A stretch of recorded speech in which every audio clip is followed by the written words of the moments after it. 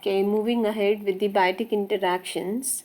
Under the direct mutualism, we have another example, another category called nodulated roots. Nodulated roots are mainly found in the roots of leguminous plants, and we have certain other roots also which are non-leguminous but still nodules they are formed. But the main reference is always from the leguminous plants which belong to subfamily Papilionaceae. And what are nodules? You all know these are small tubercle-like growths on the surface of root. Here you can see this is the root of methi.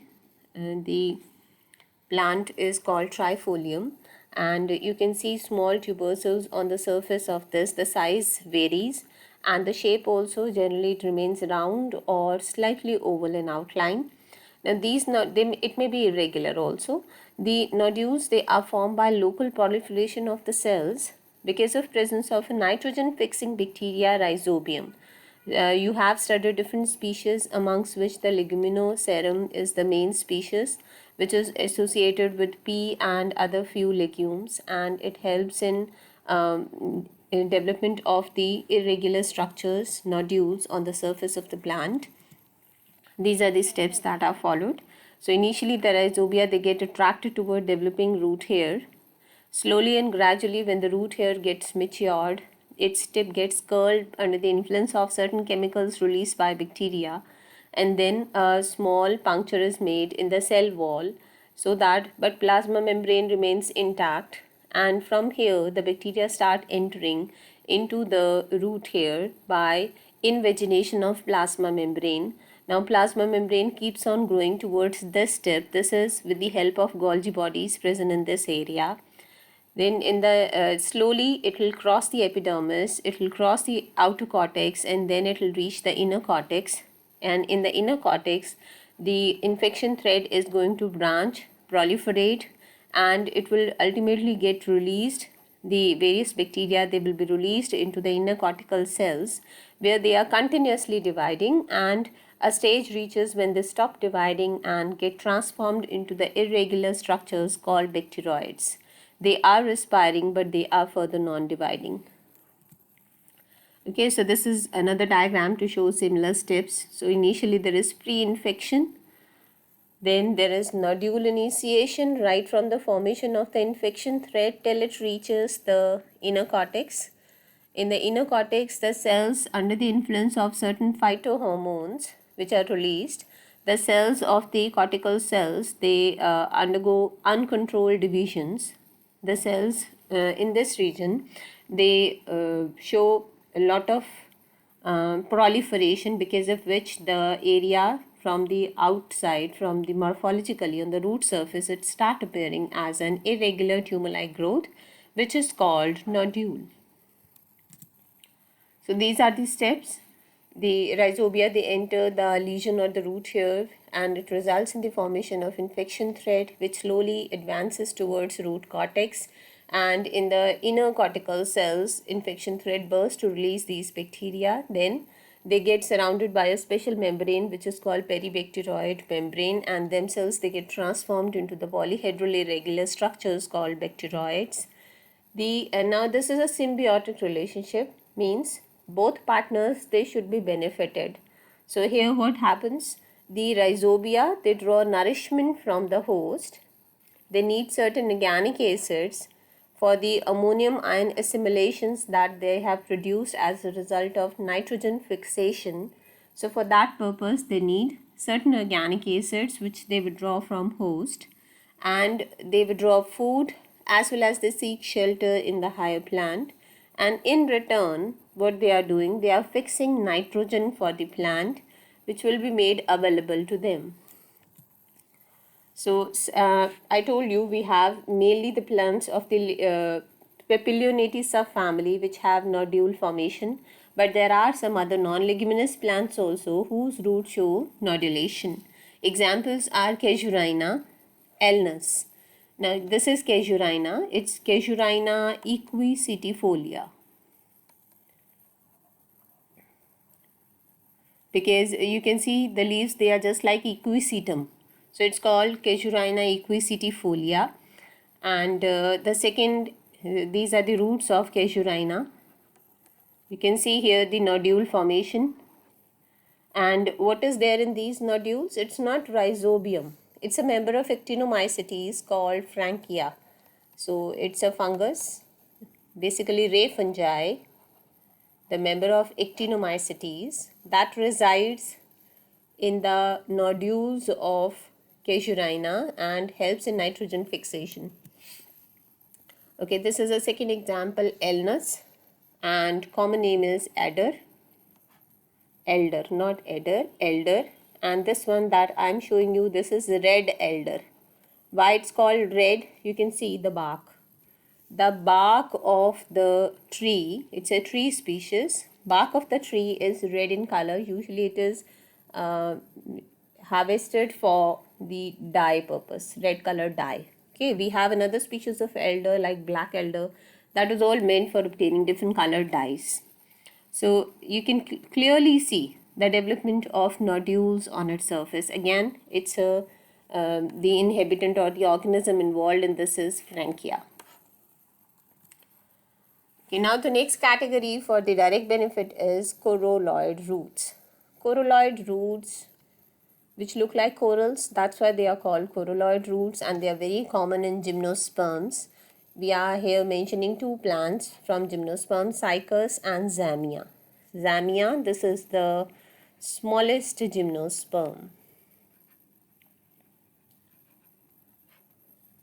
So the roots of these plants, they possess certain upper roots which are superficial and they are negatively geotropic, which get inhabited by blue-green alga. Okay, so these are called coralloid roots.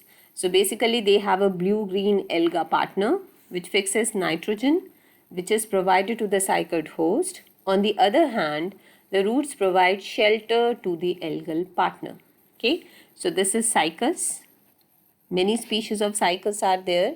It is Cycas revoluta and it is Zamia.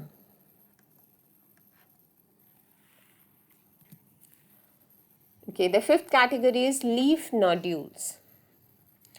Various plant species establish symbiosis with bacteria within their aerial parts. Now those aerial parts are mainly leaves.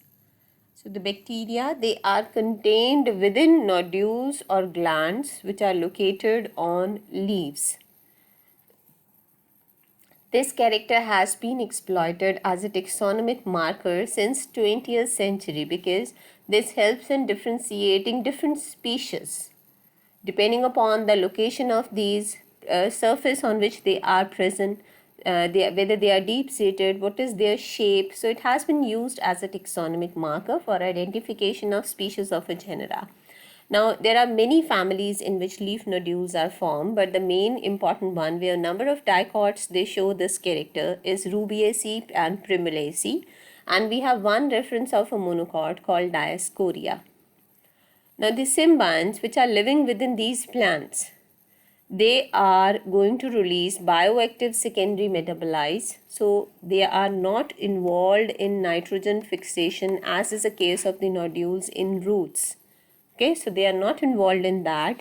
Rather, they are going to release certain secondary metabolites which will help plant in defense, that will help in growth.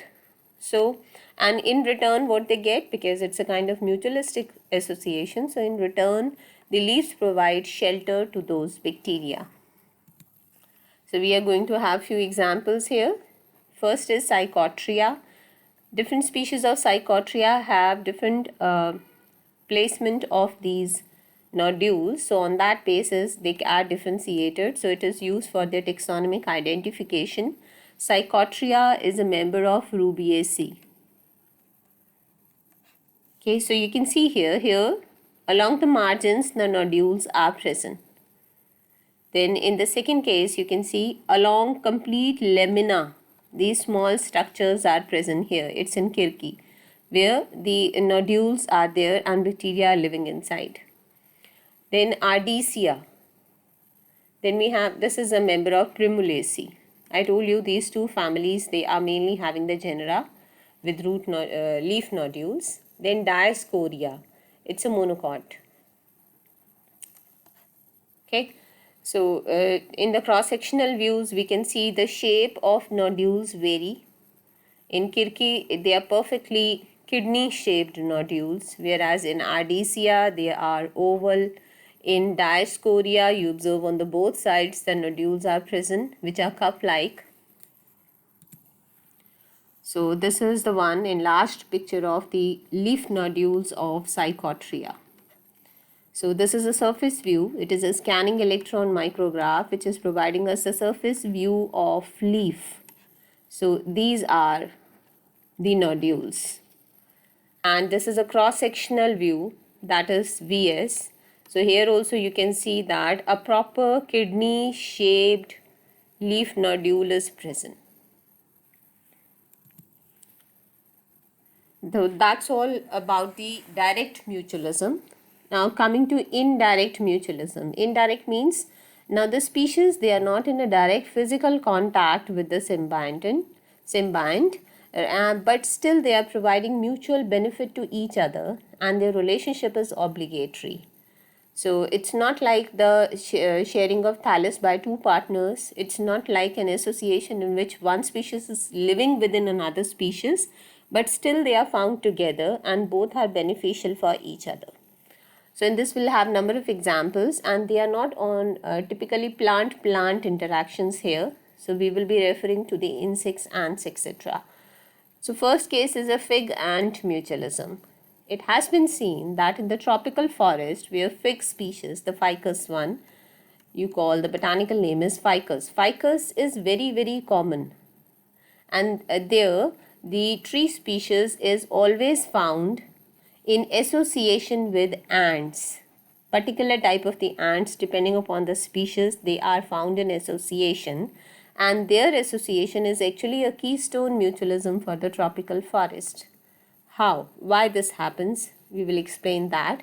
So it has been seen that the ants, they provide protection to the fig trees. How?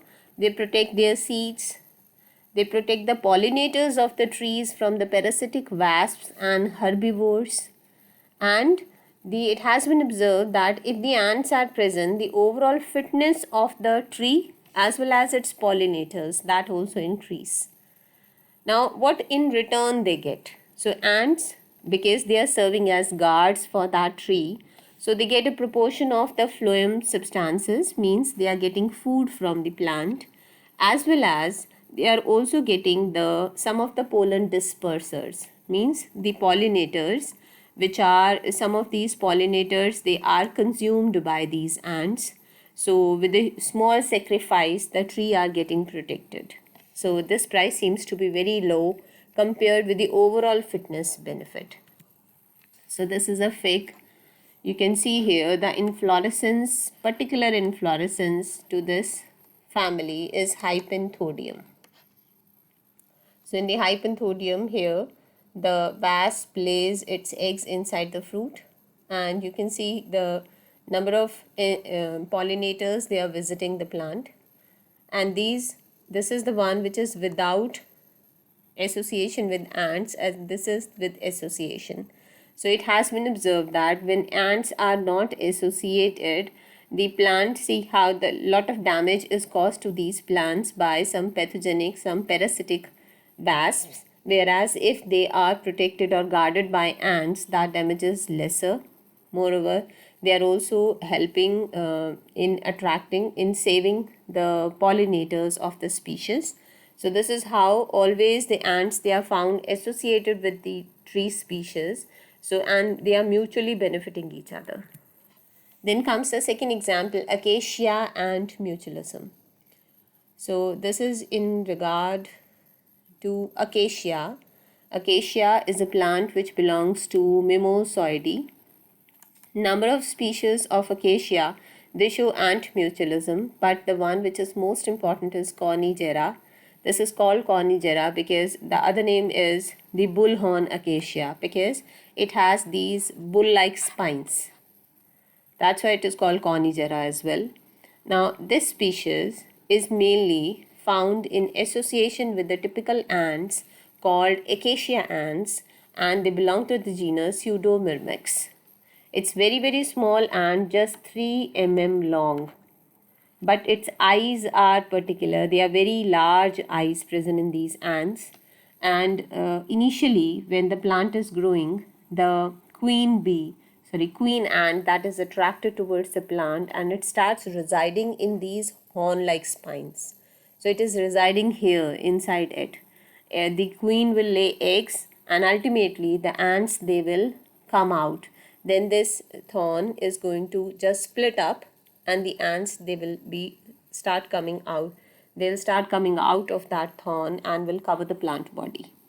So this phenomena that occurs right from the very beginning of the life cycle of the Acacia conigera, and these ants, they are going to provide protection to the plant. So how they do that?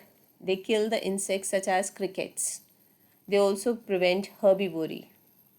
Then ants, they scout the ground around the tree and destroy any competitive seedlings in that area.